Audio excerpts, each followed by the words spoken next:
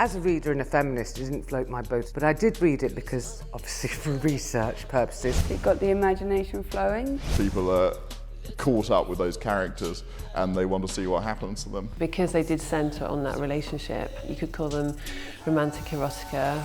It was a real page-turner. I went into a charity shop and I bought my copy and it was 59p. I think that tells you everything you need to know about 50 Shades of Grey. I contemplated going to the library and there was a voice in my head telling me, oh, the librarian's going to judge me a little bit for taking that one out. And then I thought, wait, do I want to use a used copy of 50 Shades of Grey? There's a deep shame to being seen with the book. All 10 books had traces of cocaine. 50 Shades of Grey actually had traces of a strain of herpes. So I didn't go and get one out of the library. No. I would never read that book in public because that would be a tragedy. There's such a stigma around it. I had it hidden inside the Times newspaper, but I would never be seen with 50 Shades of Grey. Then I'm going to spank you, not for punishment, but for your pleasure and mine. That's something kinky. Yes, really kinky. I think it's a very unpleasant thing. He pauses, gauging my wide-eyed reaction. Graphic. I think it'll make a good read. I didn't expect to read that in the middle of New York.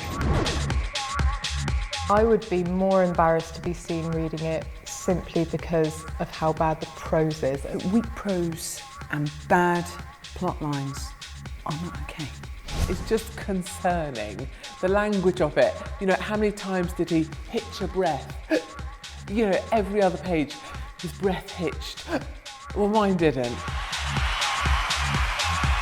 J.K. Rowling refuses to read it. It might be due to the fact that 50 Shades of Grey did outsell Harry Potter. It's the quickest selling paperback, which probably rubbed J.K. Rowling up the wrong way. Good choice of words. Just a little bit. Good choice of words. It's what sells. It had already sold 200,000 copies in Kindle before it even went to paper. I mean, that's extraordinary. Most books don't sell 200,000 copies in all forms. Most books sell 100,000 copies of a book in its lifetime. That's a big deal. This book sold 600,000 copies in 1 week. The fact that they were page turners was more important than being particularly well written. You know, they appealed. Still a book that you would leave behind on the bookshelf in the apartment that you rented for a week's holiday to have a bit of nookie with the husband you hate, and you'd leave it behind on the shelf because you don't want to be seen with it. It's a love story, but it just happens to have some... Everyone's just so interested in romantic relationships. They love reading about them, they compare them to their own. Clearly what sets it apart is the sex. After all, how else to explain that this is the most successful book practically ever?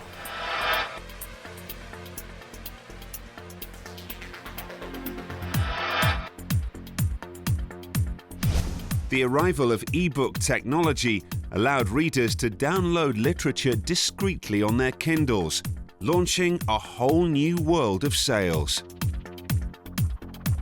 It's the first major book to have come out of the Kindle revolution. It came along at a really critical point in publishing. Certainly technology was instrumental. Romantic fiction readers are really voracious readers. They go through books super fast. When e-readers came around, romantic fiction readers were early adopters of those because it's a way to consume books really, really quickly and have them all piled on there for them ready to read whenever they wanted. This was one of the first books that went from self-published on Kindle to mass market, print and Kindle. And at one point, the Kindle version was outselling the print version 4-1. One of the things about e-reading is that nobody can see what you're reading when you're reading it. If people wanted to read it in private, they had that opportunity to do so. It is the equivalent of the brown paper cover.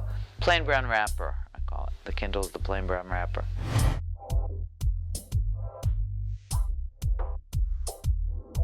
"50 Shades of Grey" is a book that got everything right. Packaging, timing, controversy. If you type provocative fiction into Google, you get 50 Shades of Grey and Mein Kampf. which is Hitler's autobiography. Two top choices, not.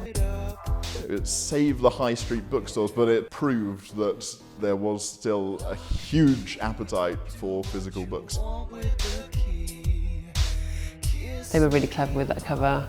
It was really subtle and allowed it to be put on tables in bookshops everywhere and not necessarily in the erotic fiction or romantic fiction areas. Everyone's been flaring up about 50 Shades since it's been released. It takes a lot to be writing this sort of information, and the way it's been portrayed is not as bad as people think it is, because most people think it's erotic, of which it's not. It's a romantic story. I can't recall any other erotic fiction that has caused such a sensation. And before you knew it, everybody in the country had read it, apart from... Violence is okay in a violent film. That seems to be perfectly okay. People can be heads blown off, and it's graphic violence, but that's fine. But you can't. 5 pages of stuff over, and then they had sex, and then they had sex again. It was interesting, but repetitive. And then they had sex with a whip, and then he pulled her panties. I don't think it was designed to be a revolutionary document. And I don't think anybody's saying that this is a great piece of literature to rival To Kill a Mockingbird. It's a terrible book, it's badly written, but it's a cracking page-turner. You cannot deny that it is a page-turner. There's loads of things I don't believe in it. Anastasia can drive a car, but she's a virgin. Find me a car-driving virgin. Didn't really know what a penis was. I'd suggest by 20 whatever, you should know what a penis looks like. And she has a socket to an orgasm on the first encounter. Most virgins wouldn't embark on a BDSM. Have an orgasm. This is a woman who doesn't appear ever to have masturbated. He takes her through her first sexual experiences in a grown-up manner, which no women get. And she hasn't got a laptop. She's doing a degree without a laptop. I'm really sorry. She still thinks Christian Grey's fantastic, even though she's treating her like... With potent, needy, liquid desire, which would say to me that she's about to wet herself. I've used the ideas in 50 Shades of Grey for comedy purposes. In my stand-up, I've done a whole section about trying to write a dirty book, but I struggle with the sex bit. And I end up describing a woman dripping. She was dripping like a badly wrapped parcel of mints in the fridge. And at this point, the audience realised that, you know, my sex writing isn't very good.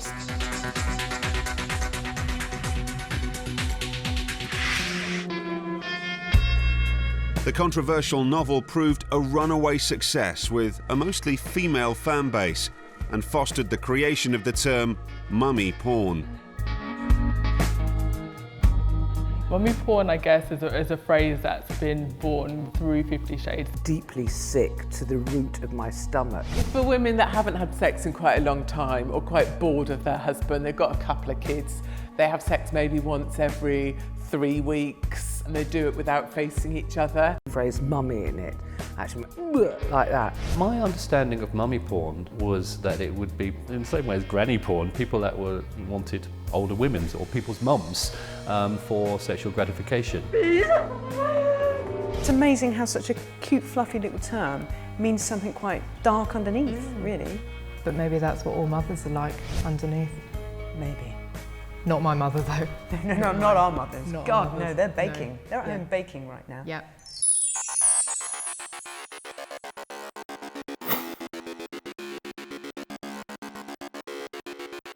E.L. James is the undisputed queen of erotica. The 50 Shades author, whose real name is Erica Leonard, has had a rapid rise to fame and fortune.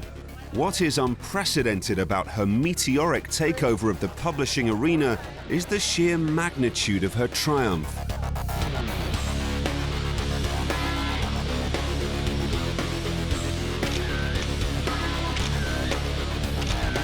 She's really a nice lady. She's amazing, basically. I mean, to us, she's amazing. Meet her, the person that put it into words. It's amazing. And we can't wait for her to write some Another more, one, really, yeah. E.L. James' legacy is probably a fortune of about $250 million. To judge from her website and her fan base and the number of imitators, I would say she's hugely respected. She's on the Forbes most influential people list, which is really impressive. E.L. James is a mysterious creature. She's very mysterious. A bit like Christian Grey. She's very like Christian Grey. And I could bump into her outside, and I wouldn't know E.L. James unless she was wearing a badge that said E.L. James. She does look like the sort of woman you'd expect her to look like. Obviously she's polished things up a bit now that she's earned a few million, but 3 or 4 stone overweight, bit chubby, watches a lot of daytime TV, probably doesn't get out much, probably cooks her own frozen meals straight from the freezer. She's a married mother of 2. She was working in TV before, production roles and TV executive, long before she started writing. She came to writing quite late. I don't think E.L. James has done anything for women. Ultimately, this still was a book that people were ashamed to own. I don't think you see E.L. James quoted in the same articles with, Salman Rushdie. There's always a bit of you when you're reading these things, you think, oh, this will be some vicar just having a bit of a laugh. But God, all he knows is stuff. She actually describes the books as a midlife crisis. As a midlife crisis, some people just get their ear pierced. She sells books that make her millions. Yeah. Within 18 months, 50 Shades evolved from blog to fan fiction to limited print to commercial novel, followed by ebook. By August 2012, Amazon announced that sales of virtual books had overtaken print sales for the first time, making the series the literary phenomenon of the decade. Every 10 years or so, there is a book that becomes a phenomenon, and this is this generation's game changer. Dirty books will always work. There will always be a chunk that people will turn to get themselves a little bit hot under the collar. Actually, you don't get hot under the collar, you get moist in the pant area. But at the core of it, it's a romantic story. Boy meets girl. In fact, it's Beauty and the Beast with some very kinky sex in it. Romantic relationship just keeps you hooked. That's what women really enjoy. They follow Anna and Christian's relationship together and see that through. About real life, is it? Are they? It is a sort of escape from the mundane. Wasn't willing to act out the fantasies that she wanted. Pop, don't have sex very much, read E.L. James. London fire crews issued a warning about handcuffs and the safe use of them, a direct result from 50 Shades. Yes. Always carry a spare key. Now you think that was common sense, wouldn't you? What that fills me with is concern that there are a lot of Anastasias running around just handcuffing themselves, going, oh, I don't know what to do, I'm a silly little woman. But, always have the key. And that would be right up his... Definitely the virgin in there, the damaged hero, and the submissive and dominant themes. She says, I have never felt like this. Every time he touches me, there is this electrical sensation, this explosion. The character of Anastasia is just about to finish university. She's got a whole... It bothers me that E.L. James plays on all the insecurities that... I don't think that you can brand every submissive as low in self-esteem. In Anna and Christian's relationship. Submissive for 6 years to an older woman. He used to date more or less a paedophile, and she thought that was loosely acceptable.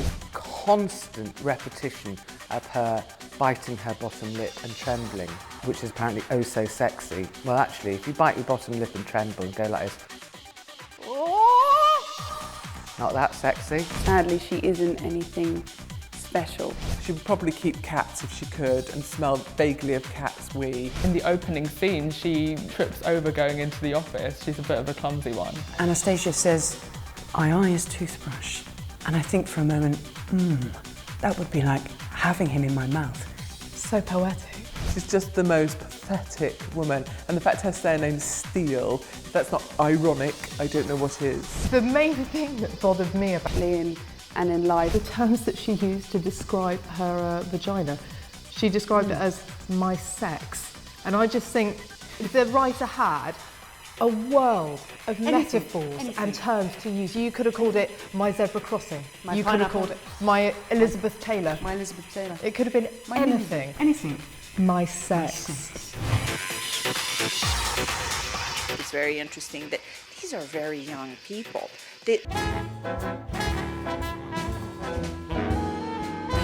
People talk sex, every paper talks about sex. It's all very common, very down market, and very horrible. And so remained the status quo until 1960, when Penguin won the right to publish D.H. Lawrence's explicit novel, Lady Chatterley's Lover. If you go back a century, you've got Lady Chatterley's Lover, which for that time was explicit and illicit. Blyton, in her own way, was rocking it for a while. Pales into insignificance compared to the enormous interest that was generated by 50 Shades of Grey. There's never been anything else like 50 Shades of Grey is Mills and Boon for the new era. When 50 Shades came around, people thought, oh wow, you know, this is a really explicit book, but actually that's what Mills and Boon has been doing for a while. It was around the 1980s when a condom was first mentioned. That was a really big thing. There are elements which are similar, which is, you know, the woman surrendering to the man. But I skip all that. You know, everyone's just looking for the next dirty bit, aren't they? Is to write a book that works to help people take this in. Dominant and submissive kind of culture existed. Sexual preferences outside of man on top. I think they probably used to see women walking men down the street with a chain around their neck and just think, oh, that's nice, she's taking him for a walk. Isn't that sweet? You know, I've lived with the same man for 30 years and I've never done anything he's wanted me to do, not even by accident. I think at this point it's best if we decide on a safe word, something that you can shout out if you think I've gone too far. And they all get it. You see, 10 years ago, you could have said the safe word thing and half the audience wouldn't have got it because they wouldn't know what a safe word was. Everybody deserves a fun and fulfilling sex life. It's become more acceptable now. It's okay, I might give that a try. It's almost a pack mentality amongst women, and that's why it's become... We're talking about it, democratises it further, because the spread of ideas is irresistible. And what happens is that people change their prejudices and change their biases, and they say to themselves... Bondage, domination, sadomasochism, I can't say it. Bondage, sadomasochism? It's bondage, domination or discipline, submission or sadomasochism. Playing with what I've called the power exchange. It's anybody that's looking for some kind of kink added into their sex life. People's view of what we do and what we actually do are two very, very different. People that are dominant and submissive, there's people that are into bondage, there's people that are into seriously hurting each other. There are people that do follow this as a lifestyle, literally. You know, you've got to have those safe words. For some women, it was just an eye-opener, like they didn't realise this existed. It's like if they walked out the world of John Lewis and suddenly realised there are other shops out there.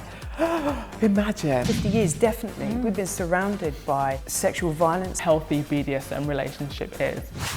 I'd say that most of the scenes in the novel are fairly realistic. It's very, very difficult for a lot of people to understand the difference between being smacked in bed and being smacked in the mouth in the kitchen. It's a big misconception that BDSM is all about pain, and it generally isn't. And that's not really what it's about at all here. It's a good question, isn't it? I enjoy seeing somebody else enjoy their fetish. It's a like to be dominated. As a professional dominatrix, I hardly ever see a woman. Gratifying to the people who engage in this, because that's why they do it. It makes you feel wanted.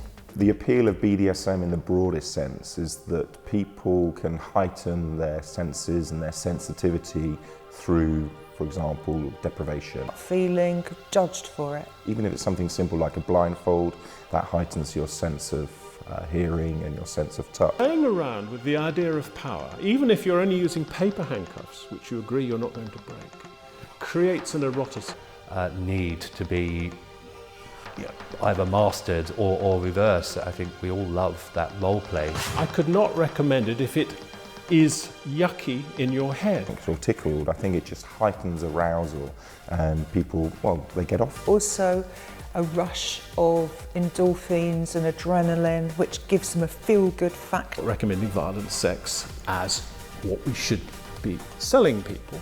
But if you consent to do certain things, then there is absolutely clear psychological evidence that you can have a more intense erotic experience if you tap into these energies. But if I had a Christian grey type that introduced me to it and did it in a loving, safe way, then possibly. As long as you are both into it, that's absolutely fine. But it does confuse people, it does upset people, and I do understand why some people are just left going, I don't get it. Bringing Christian Grey into our consciousness, E.L. James has made the joy of submission acceptable. There's a big difference between having rough sex and what you might call a formal dom-sub relationship, where, for example, somebody might even go as far as to say, I want to wear your collar. Collared by your dom is a goal for many submissive personality types. In extreme cases, they want to be owned. I would like to draft a contract with my next partner saying you won't leave your socks on the floor. I've had slaves under contract. I could set his daily regime of what to do, what to wear, what to eat, when he could sleep, when he couldn't.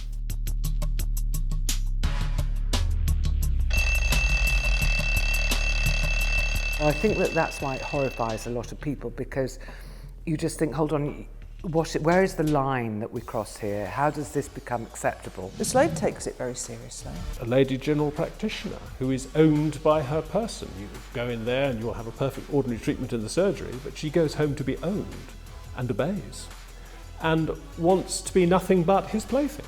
Now, you can say it's a regression, but I have to tell you she's a pretty high-powered intellectual lady, and she doesn't take prisoners in any other walk of life, and you would cross her at your peril. There are meetings of BDSM people up and down the country all the time in pubs and clubs. They're called munches. Don't know why, but I guess you munch something, and they are as tedious in one sense as the meetings of the Rotary Club. But let's contextualise. You've got Saudi Arabia described as the world's largest women's prison because they're not even allowed to drive a motor car. How much more do you think they're actually allowed to drive a vibe? Appalling writing. It has not stopped millions of women across continents snapping up the books. The controversy surrounding the novel has elicited much feedback, both good and bad.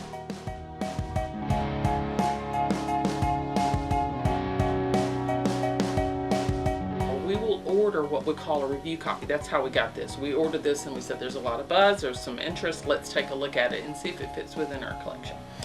So that's what the sticky notes are. We found some areas in it that we think pretty much supported its description as erotica.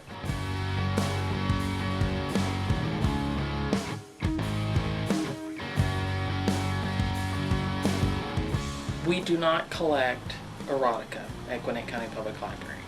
That's part of our materials management collection policy. So E.L. James' 3 books in the trilogy fit that description. So we have looked at that and are aware of the buzz and the fact that they're bestsellers. But at this point they don't fit within our collection policy. So we don't have them here on the basis of the fact that they're erotica.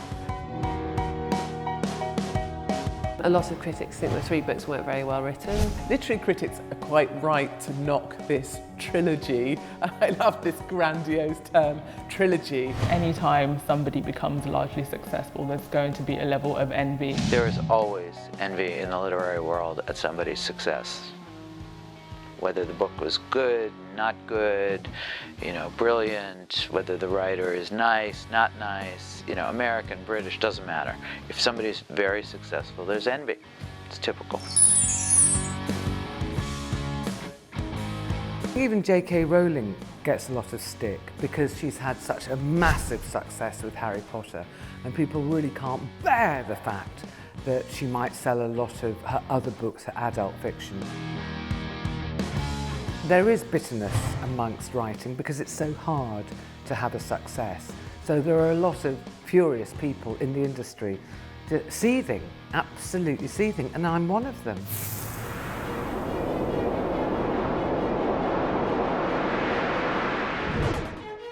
Aside from their untraditional sex lives, the main characters in 50 Shades of Grey are close to romance novel archetypes.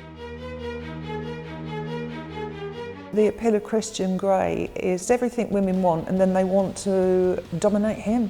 You need the damaged hero, bit of a dark past. He is the ideal man in lots of ways. I think Christian Grey is an utter nutter. It's like a scientific thing that you'll go for masculinity. You want someone who's powerful and strong. He's got fingers to die for. He plays this woman as if she's a Stradivarius. He's powerful and independent, and I think all women look for that in a man. The idea of being taken out for dinner, your male partner choosing your food for you. No. Can you imagine going to a restaurant and your partner says the lady will have the Dover sole and a side salad? No, she won't. I think you'll find the lady will have the steak and chips, you I think it's absolutely essential that Christian Grey is a billionaire control freak. The fact he's got loads of cash but doesn't seem to actually put in a full day's work at any juncture makes me really question his values. Can you imagine Christian Grey being able to fix a leaking tap? Can you imagine Christian Grey clearing up child's vomit? No, nor can I. I personally don't find him attractive in any way. The fact his eyes are grey makes me suspicious as to the inner workings of his soul. He says at one point, it's one of my favourite lines, because I'm 50 shades of Anastasia. How can you be? Or sex, and that was the kind of condition right from the beginning. The strangest thing is he wants to control, but deep down what he wants is someone to tell him it's going to be all right. He's scared of the love. He always wears a white linen shirt. I mean, who wants to go out with a guy that's continually wearing the same outfit? Not me. He's not going to pick up his socks. The shoes are going to be in the middle of the floor. You know, that's sexy at first, but let's be honest, in the end, we don't want it. It's not what women want. It's not what we want. I think it's interesting now, what do young women, a lot of young women now who actually want a man who can drive a car and navigate his way from home to the airport and be capable, and in so much that you know that it's a classy joint. He's got a purpose-built, state-of-the-art penthouse. I think I'd prefer to have sex in a normal bedroom. He's gone to the extent of building a red room of pain that has clearly been used. There's nothing exciting about that, am I wrong? No, it's used. you're right. That's just my sexual history right there. Do you want to have a go? The actual reality of most S&M is that, you know, nobody's got the funds for the... Most people are going to be doing it divided into two and an imagination. Would I rather have sex in a normal dungeon? As opposed to one of those weird ones. The 50 Shades character Anastasia Steele is asked to give up her independence and become Christian Grey's submissive. Christian is the dominating one the whole way through. He gives Anastasia a legal binding contract. And a contract for Playboy, but it's not nearly as demanding as Christian Grey's. He asked her to go see a gynecologist, which I thought was a bit strange. Christian Grey's requirements are absolutely outrageous and ridiculous. He loses control in the opening negotiations with Anastasia because he says, I'm not going to sleep with you until you've signed a document saying you completely consent to all this. Then he discovers she's a virgin, and then he gives in. And he doesn't like being out of control, but he's darn well feeling stuff, believe you me. She wants him to love her. Anastasia has no real idea of the world she's going into, so to sign a contract is something you don't know about. Well, stupid on her behalf, really. Well, yeah. She's got to wear the clothes that he picks for her. Well, that wouldn't work either. That really wouldn't work. The idea that someone else would dress you is a nonsense. Can you imagine what we'd be going around looking like if our men dressed us? You know, there'd be a whole brigade of women trussed up in red and black with a lot of lace, looking with... The terms in the contract is the submissive must be available at the allotted times demanded by the dom. Some of the other rules are no eye contact. Well, What's all that about? It's all gone a bit Muslim militia on the no eye contact thing, isn't it? It's all a bit burqa bashing for me. I don't agree with the burqa at the best of times, but Waxed and shaving stipulations, Yeah. I'm actually in full support of, as long as they maintain their waxing. We're going to stick up for that one, because that could be a too long. That should be brought in anyway to normal relationships. I grew up in the 70s where, you know, women were allowed to have stragglers. Pubic hair was the kind of thing that kept me warm during the miners' strike. She's not allowed to snack between meals. That's not all right. That's not the word If for you. I want a tracker bar, I'm going to have a tracker bar. If you don't want to have sex with me afterwards, that's fine. I've got my snack. What there isn't in this legally binding contract or any of the rules that normal mortals have to abide by, which are basically you will take the bins out every other week. I will roll your balls. I will roll your balls up into a sock. I meant I will roll your socks up into a ball if you occasionally polish my shoes for me. It's all give and take. But I will roll